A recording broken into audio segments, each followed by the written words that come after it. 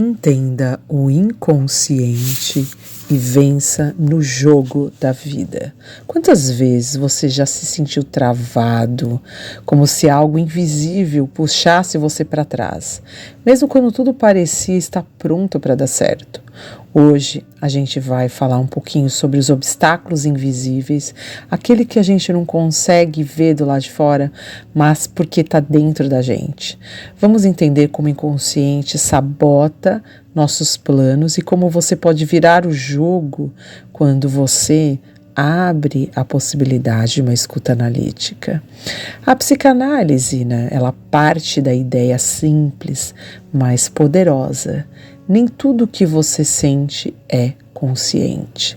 Sabe, aquela procrastinação constante, aquele medo irracional do sucesso. Sim, a gente tem medo irracional, sabia, do sucesso? A tendência de entrar sempre nos mesmos relacionamentos complicados. Nada disso é coincidência. Muitas vezes estamos repetindo padrões emocionais antigos que foram gravados lá atrás na nossa infância, nas primeiras relações, nos nossos primeiros traumas. Aqui, o que a gente tem que levar em conta é, sim, esse processo de repetição, essa defesa sintomática. E por quê? Porque às vezes a repetição ela pode ser estrutural, né? Se a repetição é estrutural, a gente vai pensar aqui naquelas camadas ou mesmo naquelas neuroestruturas que diferenciam o ser humano, que são, sim, as neuroses, as psicoses e as perversões. E em cima disso, também as psicopatologias fazem ali um viés de significação que pode sim bloquear as questões que seriam positivas em relação à nossa construção aí desse vencer na vida, porque vencer na vida pode ser interpretado de várias maneiras, né? O inconsciente, ele repete o que não foi compreendido, e essa repetição é uma forma de tentativa de resolver algo. Só que muitas vezes a gente repete para manter os conflitos vivos. Olha que absurdo, né? É aquilo que eu sempre falo, que é o gozo patológico, que é o gozo não para curá-lo. A primeira chave para mudar é perceber o jogo que você está jogando sem saber.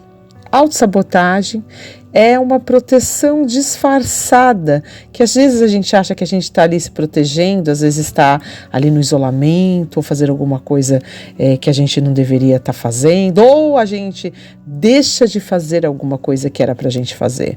Você já parou para pensar que a sua autossabotagem ela pode ser uma forma de proteção contra você lidar, sabe, com a lei do enfrentamento, você lidar com inconscientemente o risco que você tem de entrar no seu próprio sucesso. Então você acha que tem um risco ali, e esse risco é inconsciente, é uma autossabotagem, né? Porque a autossabotagem ela não traz um risco real, né? Então aí você imagina, como assim? Imagina que alguém aprendeu na infância que desde cedo, dependendo do que ela fizesse, ela recebia uma punição, e às vezes ela fazia uma coisa bem legal, mas nem por isso ela não deixava de receber uma punição, porque às vezes ela pegava algum objeto da família, alguma coisa da família que não era para ela tirar naquele momento, mas de alguma maneira ela fez uma coisa muito legal, mas mesmo assim era reprimida, aliás era repreendida e reprimida, né, de alguma maneira. O inconsciente ele vai dizer, melhor não brincar demais. Por isso, muitas vezes, a gente não consegue sair do lugar, porque lá dentro tem aquela vozinha que vai ressoando, né? Vai trazendo ressonâncias do passado, que nada mais é uma criança ali que no seu primeiro, sabe? Quando a gente até coloca a questão do cocô, né? Quando a criança leva ali para o pai a primeira produção, o pai fala, ai que fedido, a mãe, ai que horror. E aí a criança assim, se marca, né? Que quando a gente vê isso bem nas personalidades mais masocas, né, que o medo do escape, o medo do cocô, o medo, às vezes, de lidar com a própria produção e entender as questões dos afetos. Os afetos que o medo pode gerar também gera travas e também gera um mecanismo de defesa de, às vezes, não dar aquele determinado valor que a gente poderia estar dando para uma nossa autoprodução, né? Então, aqui o que a gente tem que ressaltar como ponto principal? O ponto principal aqui é que os afetos e os vínculos com medo de perder muitas vezes traz o quê? Traz aquela sensação que sabota a gente de perceber o nosso amor próprio e perceber o amor no outro, né? Então, imagina, né, um obstáculo afetivo num vínculo. Esse obstáculo afetivo num vínculo, como se como se você tivesse uma oportunidade de atingir um certo patamar, mas lá dentro tem um obstáculo afetivo te impedindo, porque, nossa, se eu conseguir isso, minha mãe, meu pai, sei lá, meu irmão, não atingiu, não chegou, então inconscientemente você se fracassa para poder se igualar com aqueles pares que no seu inconsciente ou mesmo na sua vivência são os pares iniciais, né, dessas relações amorosas afetivas. Melhor fracassar do que perder o amor da família, por exemplo, né?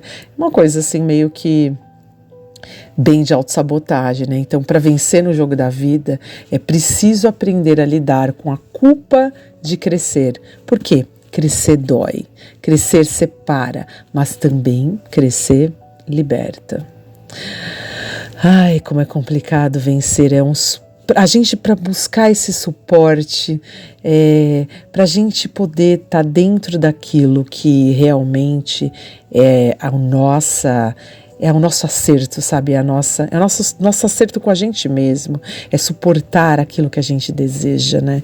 É saber que a gente precisa suportar essas condições do desejo, das dores e desse olhar que às vezes vem do outro, que pode até tentar nos desautorizar, mas esse olhar é o espelho de quem, né? É o espelho do nosso medo.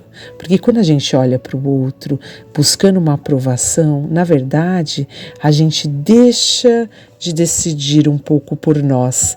E aí a gente acaba decidindo pela verdade do outro. Aqui é importantíssimo que a gente entenda que a terapia, ela faz toda uma voz de eco para poder lidar com, sabe, com esse anjinho que às vezes fica ali cutucando, não faz isso, ó, lembra quando você fez, entendeu? A verdade, na verdade, a gente precisa entender que a gente às vezes está fugindo da gente mesmo.